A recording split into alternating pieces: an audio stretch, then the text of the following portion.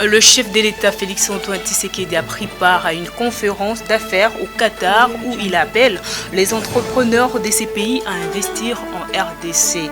Suite aux propos tenus par le président de l'Assemblée nationale Mbosso Kodia lors de l'ouverture de la séance plénière demandant aux députés du Grand Kivu de quitter les groupes armés, la population n'a pas manqué de réagir. Depuis, on parlera également de la chambre d'appel de la Cour pénale internationale CPI qui confirme l'arrêt condamnant Bosco Ntaganda à 30 ans de prison.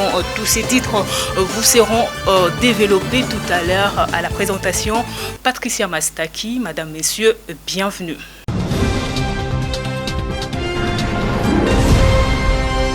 En visite officielle au Qatar, le président de la République Félix Antoine Tshisekedi a pris part à une conférence d'affaires où il a invité les entrepreneurs de ces pays à investir en RDC. Philippe Foupi nous fait les points. Au cours d'un forum d'affaires du Qatar qui a réuni les hommes d'affaires qataris et congolais dans lequel le chef de l'État Félix Tshisekedi a pris part, le vice-président de la Chambre du commerce du pays, hôte Mohamed bin Ahmed, a félicité et remercié le président de la République pour sa vision qui ouvre la République démocratique du Congo au monde des affaires, précisément qatari. Au nom de ses pairs, le représentant des investisseurs qataris a exprimé la volonté et les besoins d'investir en République démocratique du Congo dans différents secteurs, notamment sur le domaine de l'agriculture. Prenons la parole.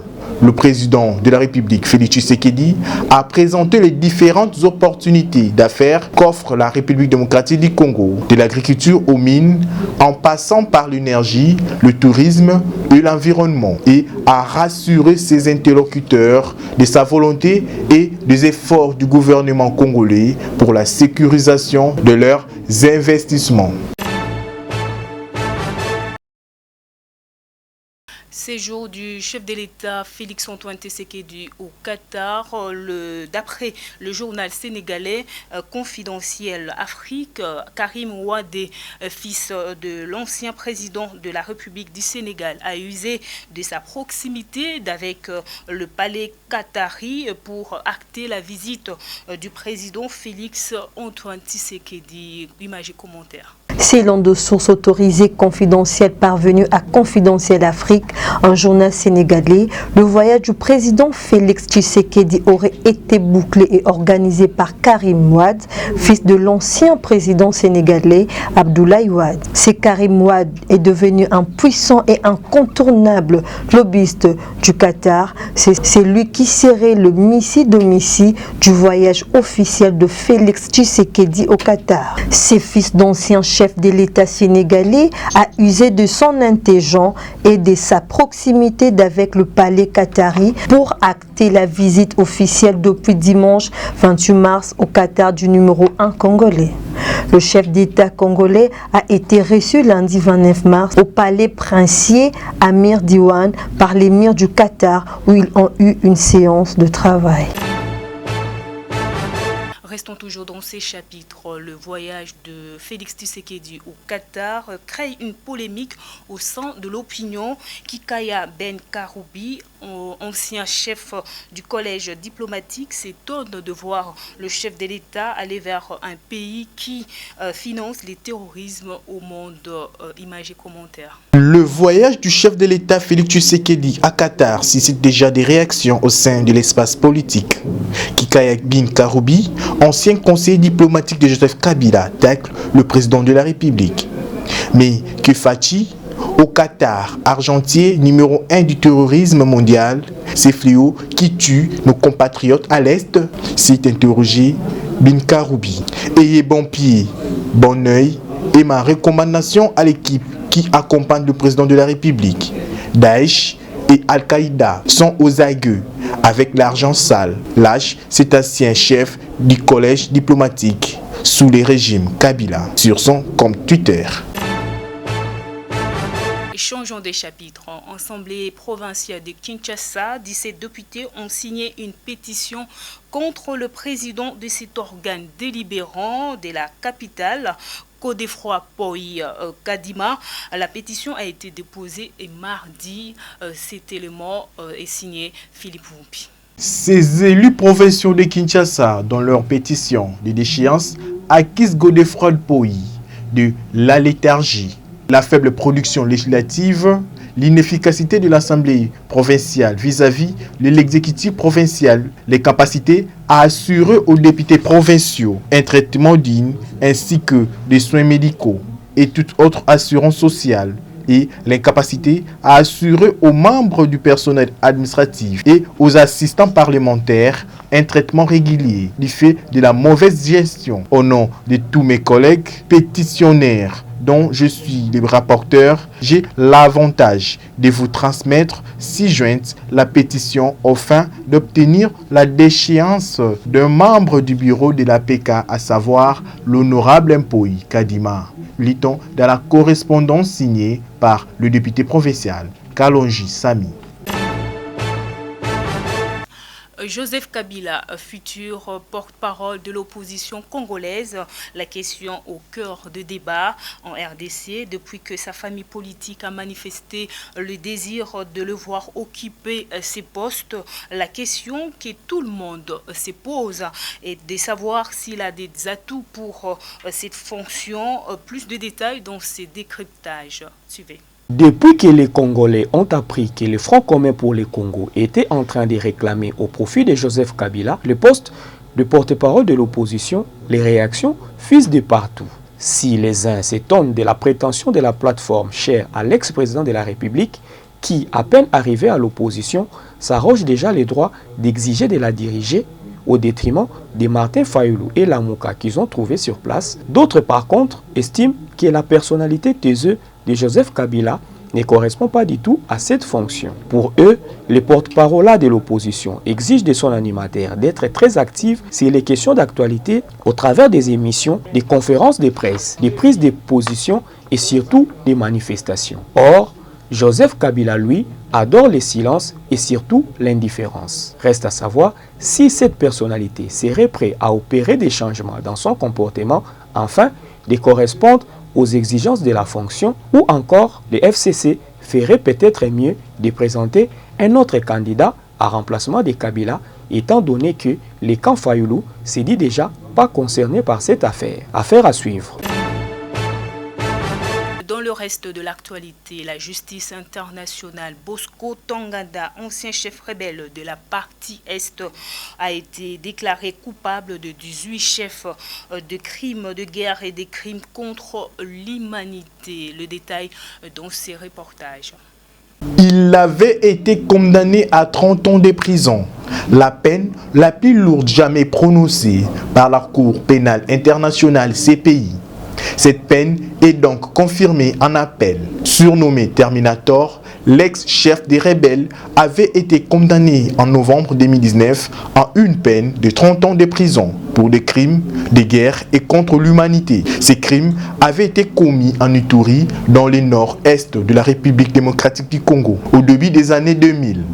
Signalons que la Chambre de première instance 6 de la Cour pénale internationale a fixé à 30 millions le montant total de réparation dont Ntaganda est responsable, et il sera mis en œuvre par le biais du fonds au profit des victimes. Je le dis à l'ouverture de ces journaux, des réactions fusent de partout concernant les discours du président de l'Assemblée nationale, Mbosso Kodia, à l'ouverture de la session du lundi 29 mars dernier, demandant aux élus du Grand Kivu qui collaborent avec les groupes armés et les groupes terroristes de les quitter définitivement pour prouver leur attachement à la patrie. Gisèle Nzeba. La déclaration choc du speaker de l'Assemblée nationale aux députés nationaux du Grand Kivu qui manifestaient devant lui contre le tuerie dans la partie orientale de la République démocratique du Congo au cours de la plénière du lundi 29 mars. À la même occasion, la réplique de Mbosso Kodia n'avait pas tardé. Il lâche. Il faut quitter les groupes armés. Ces propos ont suscité de réactions au sein de l'opinion publique. En tant que Congolais et ayant l'amour de sa patrie, il ne peut pas accepter de voir le sang de Congolais continuent à couler. Mais là où je dis que la réponse est mitigée de notre volet, c'est par rapport à certaines preuves qu'il doit détenir. Puisque s'il a tenu ce propos, j'ose croire qu'il a de preuves matérielles qui attestent qu'il y a une certaine complicité, qu'il y a de liens qui font que ces gens-là appartiennent avec le rebelle qui continue à couler le sang du peuple congolais. Depuis Tobandi Koyeba moi makambo, eza coin o et dérangeant surtout biso ba kinois. To kaka no est babomi, est basali boy, est bazongi siboy, est basali bango boy. Parfois moi biso pe ba auto na Kinshasa auto mitu na ba question, to lugana to yeba juste qu'est-ce qui se passe au juste na Congo. Est-ce que tous les militaires ou tous les bateaux pour kolobela bango ou ko défendre bango ceux qui baza ou pas. Ce qui na zone par rapport au président Bossa Lobaki dernièrement na plénière ngape na landa kiango a pesi ba oignon surtout atangi kombo ya mututi. C'est lui qui se sent coupable. Ouais qui réellement a opéré kana batuana. Ceux qui réellement paient à Congolais. Parce que les Congolais sont Congolais, ils sont étrangers. Parce que les Congolais sont étrangers, mais ils sont Zambasali. C'est qu'il a dit que réellement ça la rebelle. Il est temps. Je pense que nous sommes tous Congolais. Les problèmes de l'Est, ça touche à tout le monde. Et les propos du président de l'Assemblée nationale, moi je soutiens ces propos. Il s'avère que si le président dit que les députés de l'Est doivent quitter et éviter de travailler avec les rebelles, donc c'est-à-dire qu'il y a certains de nos députés qui sont en complicité avec les rebelles. D'où je demanderai en ce que le président de l'Assemblée nationale arrive jusqu'au point de citer, s'il s'agira bien même, les noms de ces députés-là. Et je pense qu'ici c'est vrai aussi que nos députés évitent ce genre d'histoire, parce que ça fait plus de 20 ans ou 10 ans que l'Est souffre avec ces guerres. Il faut savoir que, après cette déclaration, le député national Juvenal Monobo demande au président de l'Assemblée nationale à identifier les tireurs des ficelles internes sur l'insécurité à l'est du pays. Sa prochaine déclaration devrait être celle d'indiquer et de communiquer à l'opinion la liste de députés qui sont ou qui seront impliqués dans ce qui se passe à l'est du pays. Et puis en réaction, Prince Willy Michiki, notable du Grand Kivu, appelle le président de l'Assemblée nationale, Mbosso Kodia, à aller brandir le preuve au procureur de la République sur ces allégations contre les députés du Nord Kivu. Il a dit à Jocelyne Luanga. Réagissons aux propos de Mbosso Kodia sur sa thèse contre le député du Nord Kivu, Willy Michiki l'invite à saisir la justice. Si l'Union sacrée peut écouter cette fois-ci les points de vue, moi j'ai fait des recherches pendant 7 ans sur la question sécuritaire, particulièrement à l'Est, en tant qu'expert de la région des Grands Lacs, je vous dis madame, dans 6 mois, nous pouvons juguler le problème de la sécurité, non seulement à l'Est, mais aussi au Sud ou aussi l'ensemble du territoire national, puisque le problème est posé de la même façon partout. Donc, monsieur le honorable président, je vous demande de retirer vos propos, puisque ces propos-là nous blessent, nous les élus, nous les notables, nous les chefs coutumiers, d'autant plus que vous ne maîtrisez pas la réalité de la situation. Et je demande, si réellement vous avez des preuves, tant mieux, vous avez le pouvoir de saisir le procureur général près la Cour de cassation pour que ses collègues élus dont vous avez des preuves puissent répondre de leur complicité. En rapport avec la formation du gouvernement Sama, cet allié de l'AFDC confirme que ce gouvernement sort dans 24 heures. Le principe était de 8 ministres, 8 députés pour un ministère, ou un vice-ministère, c'est un poste ministériel. Mais il se pourrait qu'il y ait eu d'autres interventions qui ne sont pas constitutionnelles. Comme le gouvernement va sortir dans 24 heures, à 24 heures, parce que, oui, bien sûr, puisqu'on attendait que le chef de l'État revienne aujourd'hui de Doha à 4 heures du matin, il doit se reposer. C'est fin prêt, on attend que la signature. J'aurais souhaité que le chef de l'État prenne contact avec les chefs des regroupements politiques lui-même, comme il a fait avec l'IDPS, pour leur expliquer. Dans le reste de l'actualité, Harold Badibanga, cadre du Congrès national congolais, parti cher à Pius Mwabilou, estime que c'est l'englouténerie des acteurs politiques qui fait tarder la formation ou la sortie du gouvernement Sama Lukonde. Jocelyne Luanga. En croire Harold Badibanga, c'est la gloutonnerie des acteurs politiques, notamment de l'Union sacrée, qui bloque la sortie du gouvernement de Jean-Michel Sama Lukonde. Le gouvernement Sama Lukonde, c'est la gloutonnerie des politiciens congolais véreux qui veulent à tout prix être membres du gouvernement. Vous imaginez, nous sommes à combien? L'ensemble de la population congolaise est évaluée à 80 millions de Congolais. Et les intellectuels, c'est autant. Est-ce que pour 43 membres du gouvernement, tout le monde doit être là? À l'UDPS, sur 8 postes, on vous présente 185 membres. Et Dieu seul sait si dans d'autres formations politiques, ce n'est pas la même chose. Et c'est tout le monde qui veut y revenir, et ceux qui y étaient, ceux qui ont mal géré. C'est ça, c'est comme ça que le chef de l'État doit prendre lui seul la chose en main pour arrêter cela, en commençant par son parti, en commençant par l'UDPS. C'est comme ça qu'il faut aider les politiciens à demander au chef de l'État de mettre sur pied le gouvernement au lieu de patoiser sur les élections. C'est comme ça qu'il faut demander au chef de l'État de matérialiser le nouveau projet Tchilé-Gelou pour la réhabilitation de la voirie des provinces au lieu de patoiser sur les élections, parce que les élections ne se feront pas en 2023 si on n'a pas de réformes électorales, si on n'a pas des animateurs qui remplacent Onanga.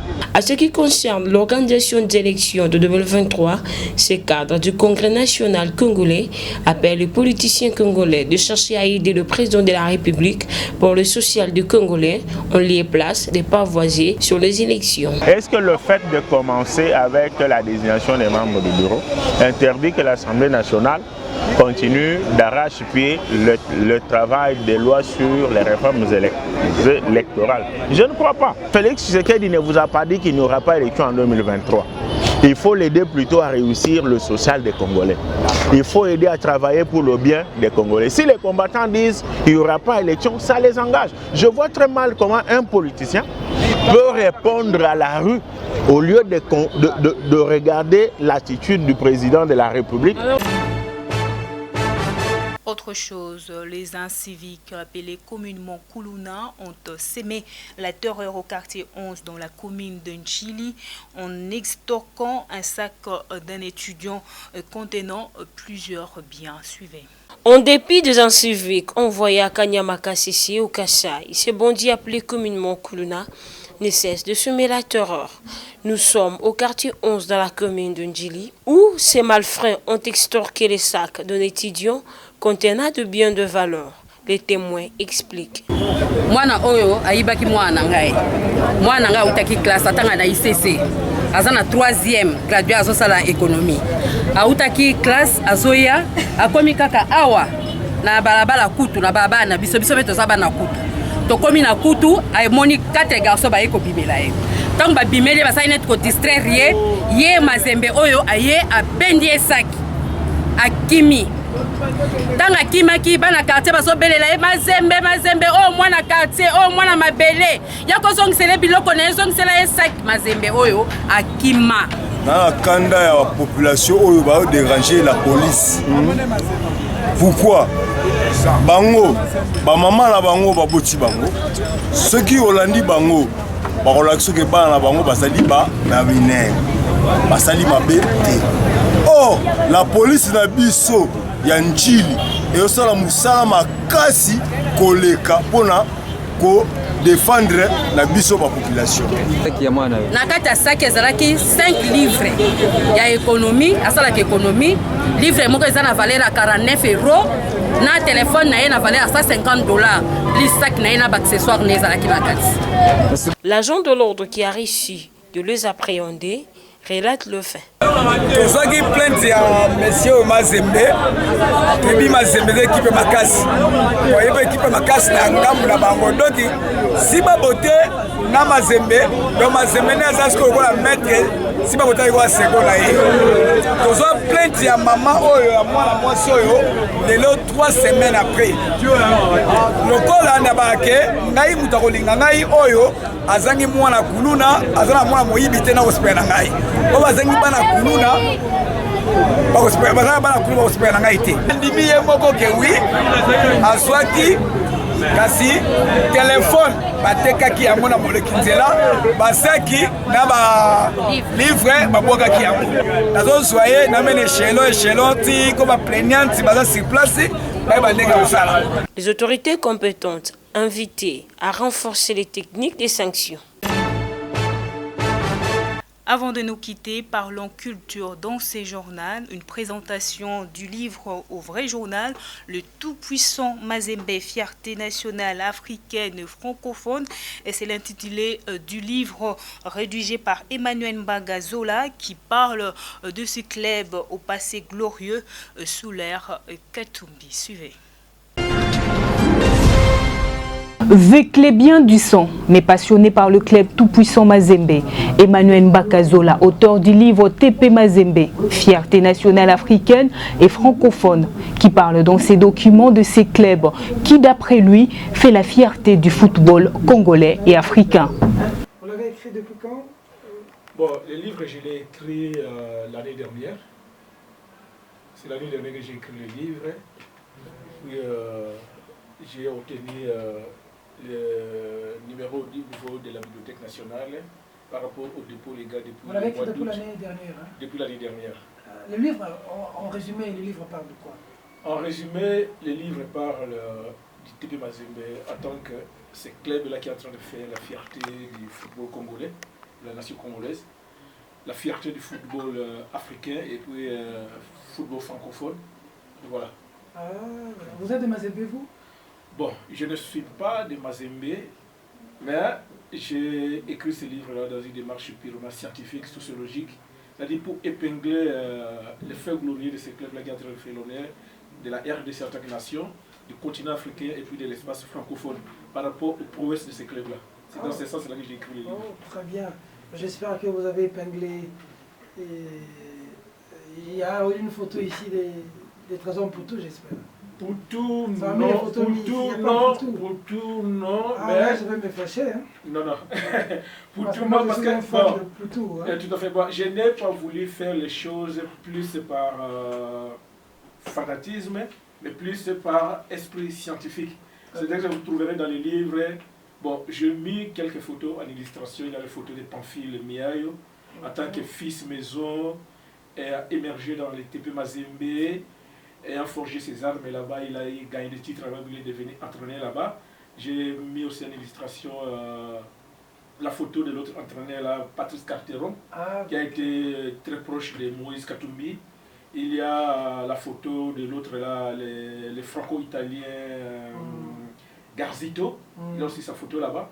Il y a aussi la photo du comité directeur du TP Mazembe avant que au mois d'août dernier, le TP Mazembe devienne un club omnisport comme la Sophie Club. Mais dans l'ancien format, la présidence de Mazembe dans l'ancien format, il y a cette photo là-bas où vous avez le président Moïse Katumbi et son vice-président, monsieur David Forest. Vous avez les autres membres du comité tels que les journalistes là, Kifré. Vous avez Salomon Idi. Ah, je vois Salomon Idi Kalonda, trésorier voilà. général. Alors, ils sont tous là. Bon, quand vous mettez Salomon Idi Kalonda, ça m'arrange. Ouais, Salomon est là. Bon, je ne pouvais que le faire. Si c'est un méchant effacé. Oui, je ne pouvais que le faire dans un esprit scientifique. J'ai parlé du comité directeur Mazembe de l'époque, dans l'ancien format. Pourquoi vous venez me le remettre? Pourquoi vous... Bon, je suis venu remettre ça au vrai journal dans la mesure où c'est aussi un média, un canal de formation très suivi par la communauté nationale, je pense par la communauté internationale aussi, du fait d'Internet. Voilà, c'est dans ce sens-là que je suis venu voir le vrai journal. Merci beaucoup. Moi, je crois que voilà, le livre, il est là. Moi, j'aimerais Je crois que les responsables de Mazembe vont suivre. Un livre comme ça, acheté, disséminé à travers le pays avec l'histoire de Mazembe, ce serait une bonne chose. Oui, oui. Surtout que dans les livres, nous avons parlé... On va prendre les exemplaires, 5-10 000 exemplaires à disséminer à travers le pays. Bon, dans des universités, dans les bibliothèques, des universités, des écoles, de nous suivre. Et puis dans d'autres... Pourquoi pas le chairman Moïse Katumbi. J'aime quand même l'initiative, je trouve l'initiative. Oui, oui. Surtout, Peter, nous avons parlé dans ce livre de Mazembe en tant que club au passé glorieux. Un club au passé glorieux, nous avons parlé de Mazembe sous l'ère Katumbi. Nous avons parlé de Mazembe en tant qu'un club modèle, meilleur club de l'espace francophone. Alors voilà les 4 chapitres qui parlent de Mazembe.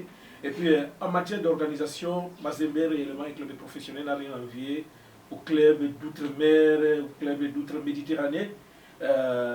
Nous avons parlé de ça. Alors nous avons dit dans ce livre que pour que le football congolais, au niveau des clubs, au niveau de l'équipe nationale, aille de l'avant, les clubs congolais devraient s'inspirer de l'organisation du TP Mazembe, où forcément on ne privilégie pas le fétichisme, mais d'abord l'organisation. Le management de Moïse Katumbi à la tête du TP Mazembe depuis plus de 20 ans maintenant, avec tous les trophées que son management a réussi à faire gagner au TP Mazembe et puis à mettre à la lumière la réputation du football congolais. Voilà un peu ce qu'en résumé nous avons mis dans ces livres-là. Alors nous aimerions que le public congolais, pas seulement dans un esprit sportif, mais aussi dans un esprit scientifique, parce que la démarche qui nous a poussé ou qui a sous-tendu l'élaboration et puis la rédaction de ces livres, c'est une démarche purement scientifique, c'est-à-dire une démarche sociologique. C'est ainsi que nous aimerions même que ces livres soient achetés en grande quantité et distribués même dans des bibliothèques des universités, des instituts supérieurs, même dans des bibliothèques et des écoles au niveau des humanités. Voilà, vous voulez que ce soit acheté en grande quantité? En grande quantité. Ça coûte combien un livre comme ça? 10 $, la pièce. 10 $ l'exemplaire. Seulement? Nous aimons 10 $ seulement. 10 $ seulement parce que tout ce que nous avons dit là-bas, ce n'est pas de la spéculation. Ce sont des choses vérifiables. Les exploits de Mazembe au niveau national, au niveau africain. Peter, quand Mazembe a commencé à régner sur l'Afrique, 4 finales de suite, aucun club du nord de l'Afrique ne parvenait à sortir sa tête. Quand Mazembe a gagné ses 2 premières coupes continentaux, 2 premières coupes continentales, plutôt ses 2 premiers trophées continentaux, aucun club d'Égypte, les plus grands clubs d'Égypte qui est plus titré sur le plan continental aujourd'hui, Al-Ahly a commencé à gagner le titre africain en 1982. Ce qui veut dire que si les clubs congolais étaient managés comme les TP Mazembe sous Moïse Katumbi, Vita Club qui est en train aussi d'imiter Mazembe maintenant, lentement.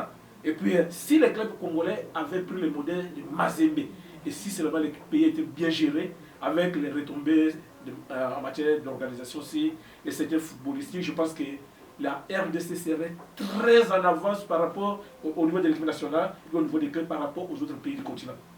Voilà pourquoi nous avons été amenés à écrire ces livres-là pour inciter les gens et pour présenter ces clubs-là valeureux.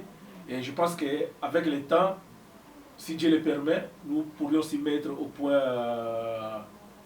d'autres ouvrages en rapport avec Vita Club, par rapport à son passé, de même par rapport... Je rappelle ici que vous êtes Véclubien, hein? Vous n'êtes pas de Mazembe. Moi aussi je suis Véclubien. Je suis Véclubien, mais s'il faut réfléchir, moi j'approuve ce qui se fait au TP Mazembe. J'approuve 100% ce qui se fait au TP Mazembe. Ce qui fait que si vous allez dans les livres, vous allez voir, il y a mes photos là-bas, ma photo. Le jour où, en 2013, c'était le 5 mai, Mazembe recevait un match retour un club sud-africain, Orlando Pirates. Mazembe a été battu à l'aller 3-1, et puis au retour, une semaine après, Mazembe devrait gagner le match par 2-0. 2 buts d'écart, 2-0 surtout, pour être qualifié. Mazembe a obtenu 2 pénaltys. Mazembe a loupé les 2 pénaltys. Et c'est Kassoussoula qui avait marqué l'unique but de Mazembe. Et moi j'étais dans les stades. Et Mazembe était éliminé. Mazembe a été éliminé, j'étais là dans les stades avec les surveillants de moi là-bas, des TP Mazembe, donc depuis jusqu'au dans un esprit nationaliste. Mazembe c'est une fierté. Lorsque Mazembe joue pour le compte de la RDC sur le plan continental, et moi je suis à 100% derrière Mazembe. Merci beaucoup, mon frère cher aîné, Emmanuel Mbaga, merci beaucoup d'être venu, de nous avoir honorés avec ce livre. Oui. Et je crois que le message est passé, les responsables de Mazembe ont suivi. Et avoir la culture de l'écriture et de la lecture, c'est très important. Merci beaucoup. Parce que j'ai aussi mon Obama ici près, et j'ai tout puissant Mazembe, fierté nationale africaine et francophone. Un club encadré, managé par... vous avez aussi parlé de lui ici, le chairman Moïse Katumbi? Bien sûr, mais on ne peut pas parler de Mazembe sans parler de Moïse. Il est bien vrai qu'avant Moïse, il y a eu aussi des dirigeants qui avaient un bon esprit de management, ce qui avait permis à ce que Mazembe puisse gagner beaucoup de coupes. C'est-à-dire, Mazembe puisse faire de prouesses dans les compétitions et des clubs de la CAF. C'était grâce au bon management des dirigeants qui ont précédé, Moïse et Katumbi Chapwe. Mais Moïse sort un peu du lot parce qu'il a fait plus de temps à la tête de Mazembe par rapport aux autres dirigeants là.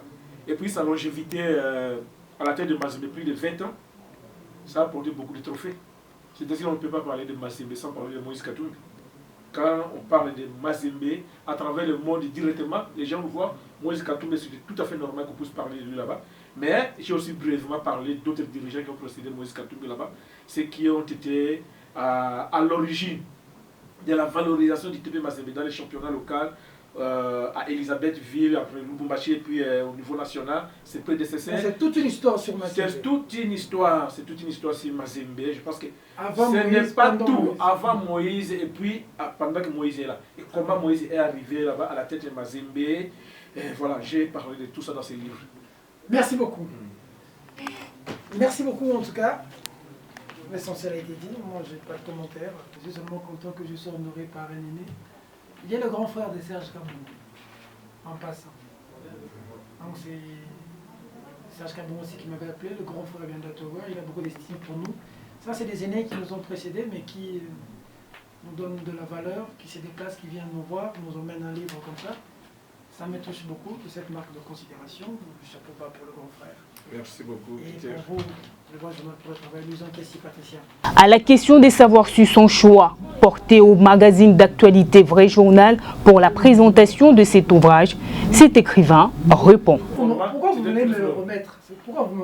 Bon, je suis venu remettre ça au Vrai Journal dans la mesure où c'est aussi un média, un canal de formation très suivi par la communauté nationale, je pense par la communauté internationale aussi, du fait d'Internet.